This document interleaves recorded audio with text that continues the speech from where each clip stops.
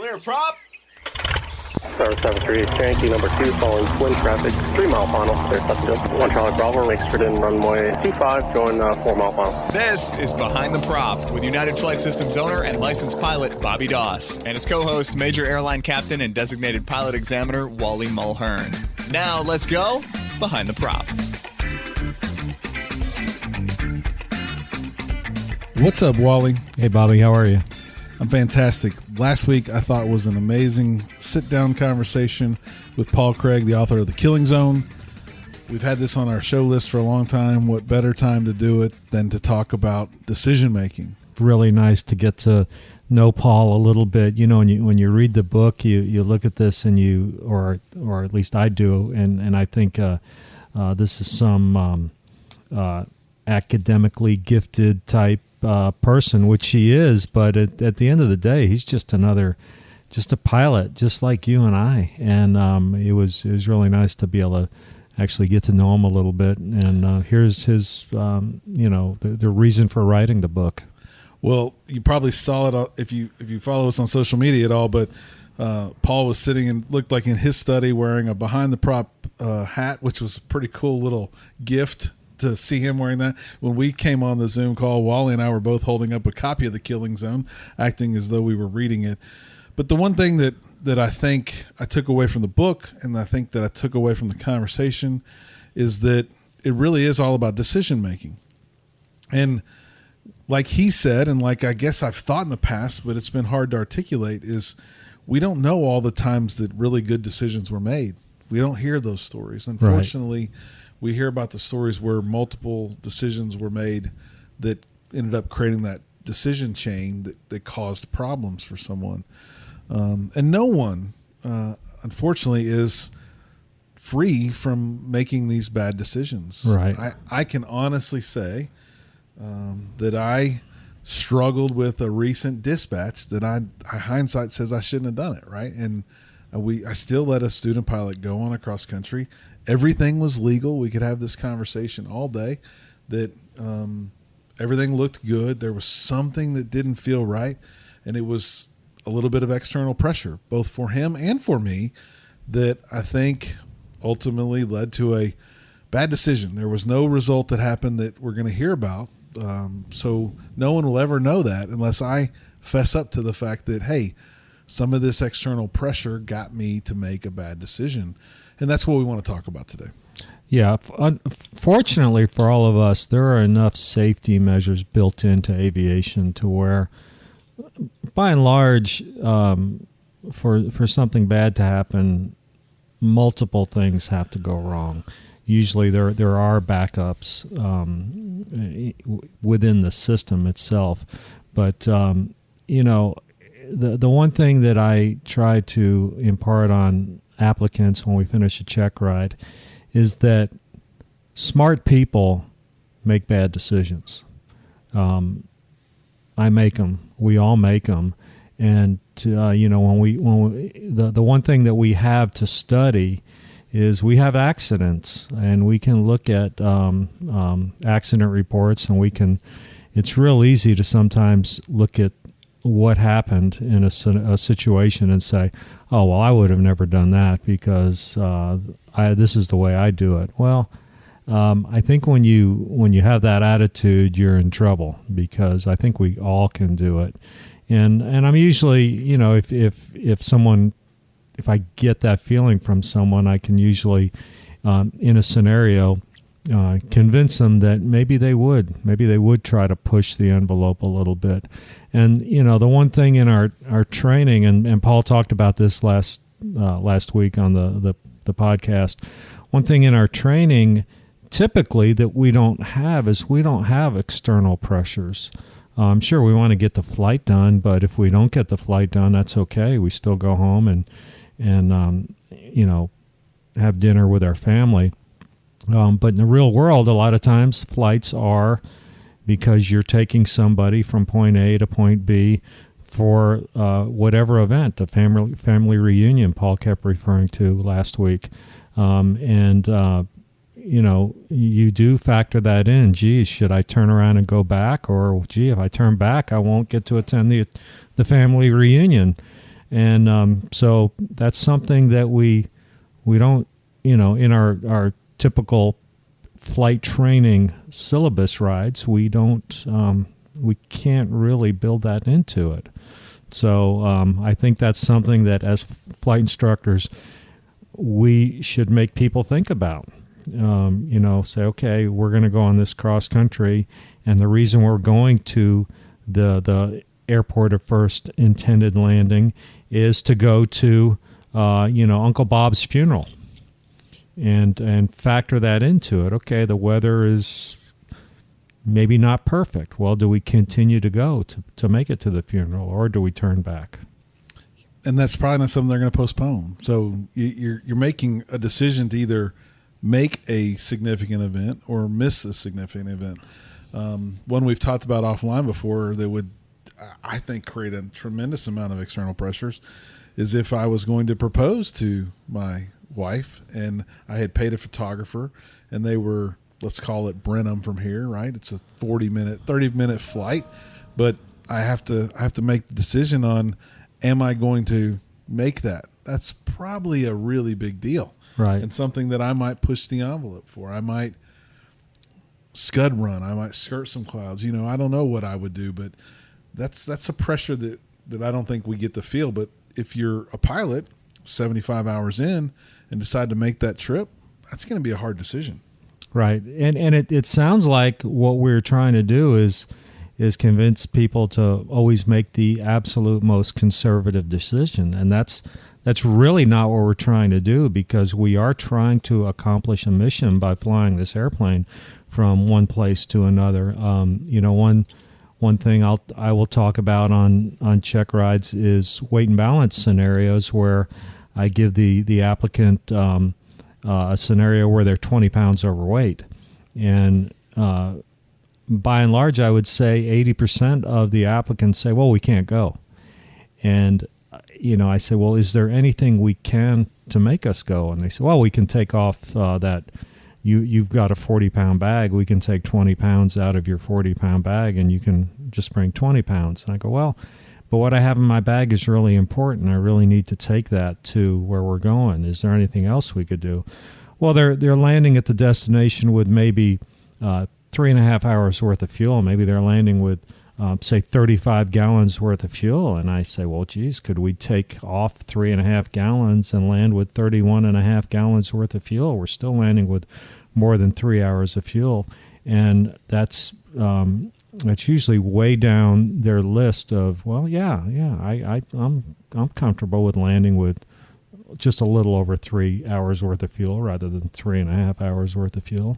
And my philosophy on that one, and I could be wrong, and I'd love to hear what y'all think that are listening, but I think sometimes that fuel coming out is way down the list is because a lot of people haven't ever taken fuel out of a plane. Right. They don't know how to take fuel out of a plane.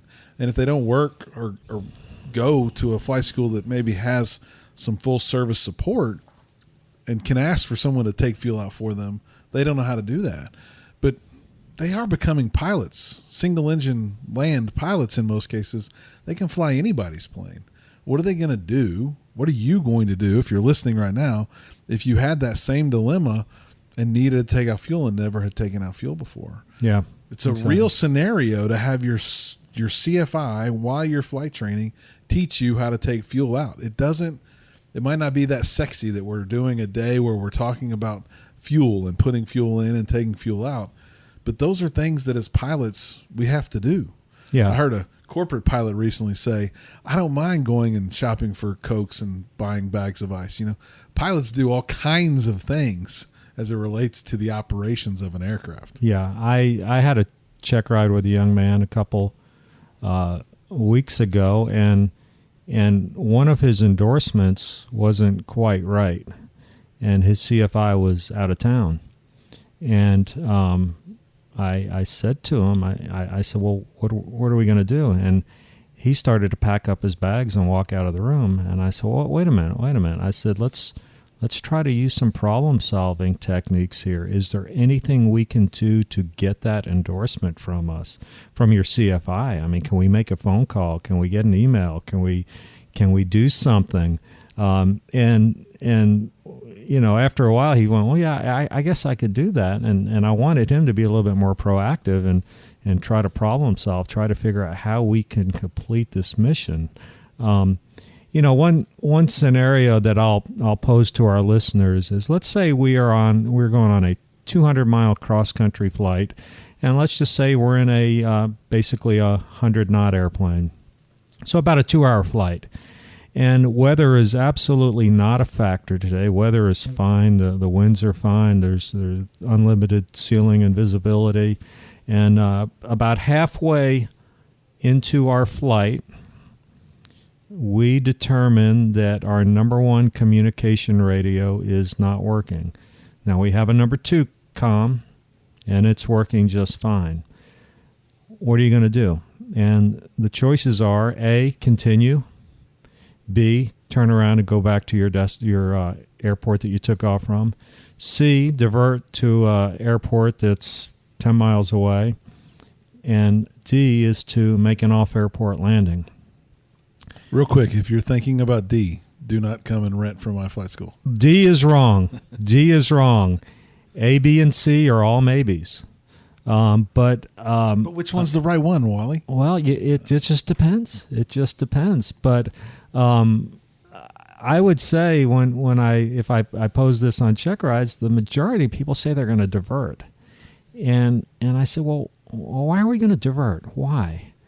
And the most common answer I get, well, what if that other radio fails? Well, yeah, that is a possibility, but it's also a possibility that I might be in a car accident on the way home today, but that's not going to keep me from going home. There is a certain level of risk that we take when we strap that airplane to our back and take it in the air. If someone says, well, I'm probably going to divert because maybe the problem is bigger than just a radio failure. Maybe I've got an electrical problem. I go, well, that's great thinking. Okay, I can live with that. But it's just something to think about. When I interact with the pilot, they're usually in super conservative mode, and they think that's what I want to hear is, oh boy, I'm gonna put the airplane on the ground and figure out what's wrong with it. Where maybe the airport that you're diverting to, you haven't checked the NOTAMs. Maybe at 400 feet, you look down, there's big X's on the runway. So maybe it's a closed airport. So maybe the safest course of action would have been to continue on to your destination. Well, and I think we all have cell phones nowadays. There are procedures we learned that if we did lose both radios, what are we going to do? I don't know that becomes necessarily an unsafe situation. Right. But it becomes a stressful situation. Yeah. What role? You're on this testing side, so sometimes I do compartmentalize you in that bucket. But you're also a CFI. What role do you think CFIs play in teaching the decision-making process? It's a huge role. It's a huge role, and I think the CFIs have to give the student the liberty to make a decision, and they have to, to an extent, be able to let the student play out that decision. In other words, if we're flying from airport A to airport B, and we give them a situation where you want them to divert, and you want them to go to airport C, but the student instead chooses to go to airport D, I think you need to let them go to airport D. And, if airport D was a poor decision, that's the slippery slope. Whereas as the CFI, you've got to say, hey, it's there's a lot better reasons to go to airport C, but I think letting them go to airport D teaches them a lot more. My oldest daughter, I was not her recommending instructor when she got her private pilot certificate, but we flew together quite a bit. And I asked her about her different flight instructors, what she got from the different flight instructors that she had. And she had several different flight instructors, just to sort of strange circumstances. while she was working on her private pilot. But she mentioned that one thing about flying with me, she said, you let me make mistakes. And she said, so I learned a couple of things with you. She says, I learned not to make the mistake, but I learned if I did make the mistake, how to get out of it. Right. I think that's what makes me so worried about myself becoming a CFI is I won't want those people to make those mistakes, right? I will want to fix. I'm a fixer. But I do know that I have flown with CFIs that were extremely calm and resilient in their teaching and would let me make those mistakes, right? Never to get anywhere near a safety concern for either us or the aircraft, but they would let me make mistakes. And obviously, like she said, I learned most from those situations. Right. What we've talked about it. I think we've mentioned it on the show, but really and truly, I don't think I became a pilot until I came to the flight school and said, we're going to fly or not fly, right? And that was somewhere in the instrument time frame, early commercial days. No matter what the clouds were, no matter what the winds were, I felt like I was making that decision before I got here. And I never really felt like I was the pilot, a really good pilot, as I came to the flight school and would be excited about being here and ask my instructor to fly. I think it becomes important for students to have those opportunities as early as possible.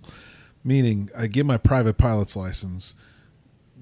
The student, which is now a private pilot, their certificate is real. What do they need to do? They need to go fly. They need to experience some decisions. Yeah, after a student pilot gets their private pilot certificate, after we've shaken hands and done all the pictures and everything, I will usually sit down with the pilot and I'll say, what now? And at least around here where I do most of my check rides, so many of them say, I'm starting my instrument training tomorrow. And I cringe a little bit because I feel like they just need to get out and fly. Once you learn how to ride that bicycle without the training wheels, you need to go out and ride it. And pretty soon, when you get a little confident in it, you're riding with no hands and you're doing wheelies. You're doing all the things that as parents we cringe at seeing kids do that, but that's part of life. I think that you just need to get out and you need to create mission-oriented scenarios yourself, and it's not like you really have to dig into a book to figure this out. It may be as simple as the $100 hamburger flying up, the place that's 60 miles away with your two buddies and going up there for lunch. Is it mission-oriented? Yeah, it is. You're hungry. You want to go have lunch. You want to complete the flight, but you have the ability to make the decision. And boy, the wind is 12 gusting to 18, and it's a direct crosswind. Maybe that's not the best thing to do today. But maybe it's within your capability. I don't know, but that's your decision to make. I remember a scenario that again, I don't think people believe it until they have to experience it. I said over and over, I would never let external pressures bother me, Wally. I'm sure we've all heard students say that, not me, it won't get me.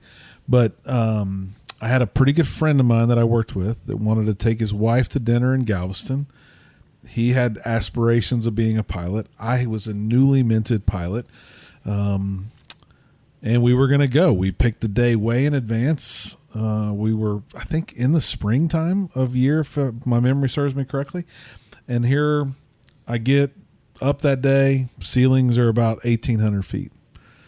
And to get to Galveston from where we sit today, you probably never really fly above 2,500 feet. And then you probably only get to 2,500 for a short period of time. But I couldn't get above 18. So would I go? I mean, I probably couldn't get above 13 if it was 18. So I called the guy and said, "Hey, man, the weather's not looking good. I don't think we're going to go." And he was like, "Oh, man, come on. I really want to take her. It's a special night. I got to get down there."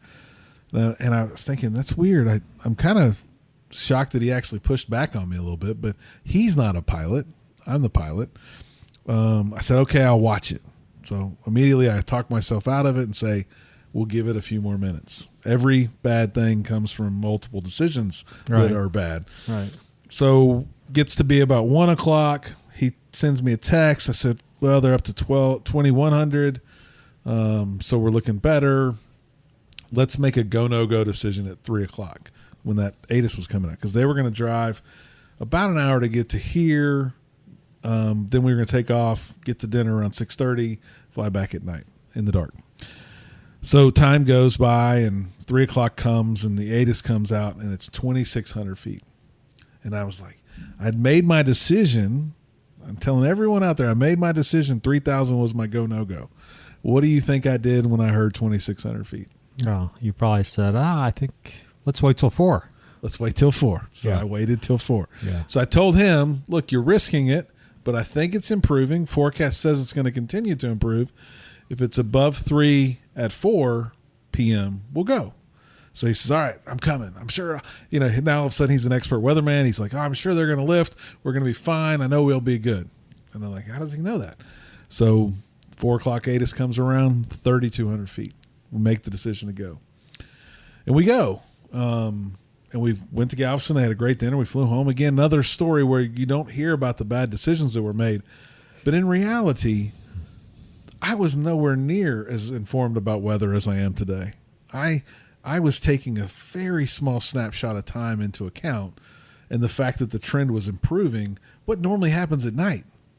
Near water. Right. Like everywhere Yeah. we were going Yeah. was water. Yeah. And here I am making a decision in the springtime about this is going to lift and stay lifted while we're going to fly back at night in the dark. Right. Could have been so much worse, but it is those external pressures, the small people that are trying to influence you to make a decision, and it slowly builds, which brings up to me personal minimums. I don't think back then I really had a hard, fast rule.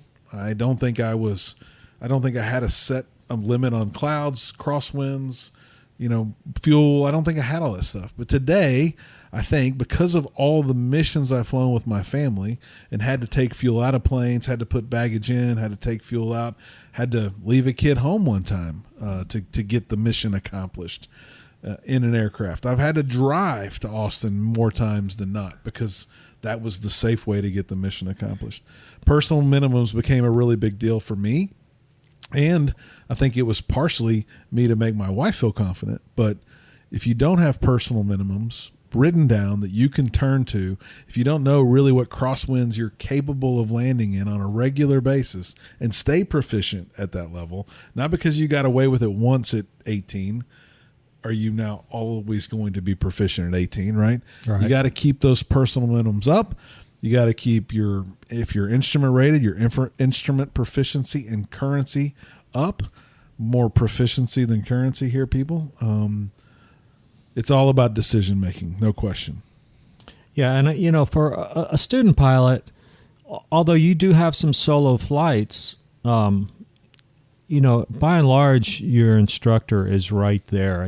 Before you do a solo cross country, the instructor has to endorse you for it, and obviously if they're doing their job correctly, which most of them are, I believe, they're going over the weather with you, and they're looking at forecasts and all that kind of stuff.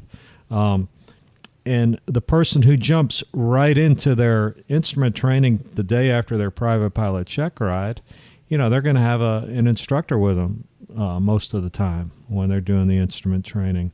So I just feel like you really, truly are not making that decision on your own. And it is a skill set that can be developed and needs to be, you need to work on it. You need to work on making those decisions. I know I used to ask my girls when they would come back from flying, I remember being scared in an airplane myself as a student pilot, and the pulse going up and coming in and landing and realizing, oh gee, that was a little bit scary. I used to ask my daughters all the time when they'd come in from flying, I said, have you scared yourself in an airplane yet? And for the longest time, they would just look at me and they'd say, no. But finally, some things happened with both of them, and they said, "Oh, gee, Dad, I was scared. This happened, and this is what I did, and this is how it worked out." And I mean, we discussed it, but it did my heart well to hear that they had been scared in an airplane, because everybody will at some point. No doubt, and I've had that experience, and I think each one of those scary moments probably make you a better pilot, and they're hopefully not the ones we ever hear about. As we talked about doing missions and getting that experience on those, when you take a student for a private pilot check ride, Wally, what do you think? And I know you don't know this right off. What do you think the number of airports a private pilot student has visited really is, on average? I would guess 5 to 7 airports. Yeah. And out of those, we'll say 50-50 controlled, not controlled, probably something like that. Yeah, that's probably accurate. That's not very much experience. No. And as Paul said last week, his first sign-off, he was thrilled. And he asked the same question you asked about what now. And they said, well, I'm taking my family to Disneyland, Disney World. And if you read the book or listen to the book, they had prepaid hotels, non-refundable, prepaid tickets, non-refundable. Lots of pressure to get to Disney World with your family. Can you imagine that being your first cross-country flight? Yeah. Can you imagine the pressure of that, right? I mean, you need to see other airports. You need those $100 hamburger missions. You need to try those things. The last thing that I have on my list that I want to talk about that my instructors did me right, very right, is real instrument conditions. When I was lucky enough to take my check ride with you, Wally, I believe I had somewhere to the tune of about 8 hours of actual instrument flight time in the soup, moisture on the windshield, as I used to call it, before I took my instrument check ride. Similar to the private airports, what do you think the average is, or what are you normally reflecting on as you're doing that logbook audit for instrument?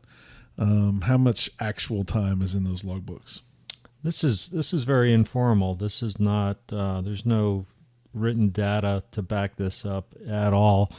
But I would say the average instrument applicant may have 48 hours of instrument time, and I would say the average is probably less than an hour of actual. And I would say a good 40 to 50% of the applicants have 0 actual time. Wow. And it is a little bit of a head scratcher where you think, geez, I'm going to issue you a certificate that's going to say instrument rating on it. You're illegal to go fly in the clouds, and you've never done it. Yep.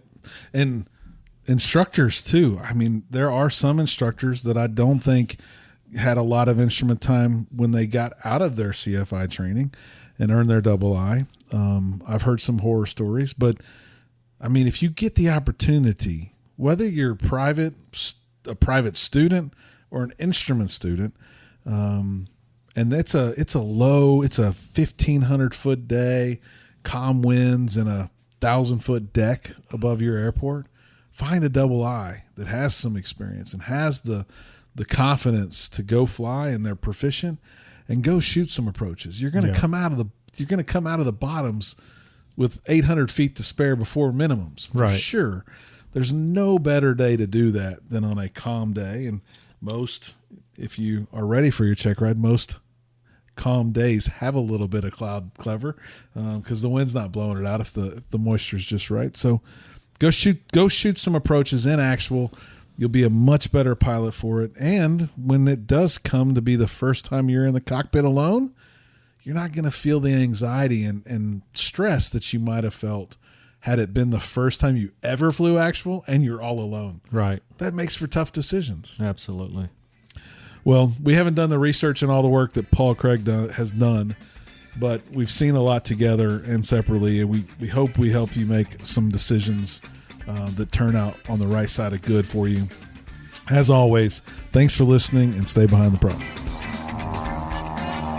Thanks for checking out the Behind the Prop podcast. Be sure to click subscribe and check us out online at BehindTheProp.com. Behind the Prop is recorded in Houston, Texas. Creator and host is Bobby Doss. Co-host is Wally Mulhern. The show is for entertainment purposes only and is not meant to replace actual flight instruction.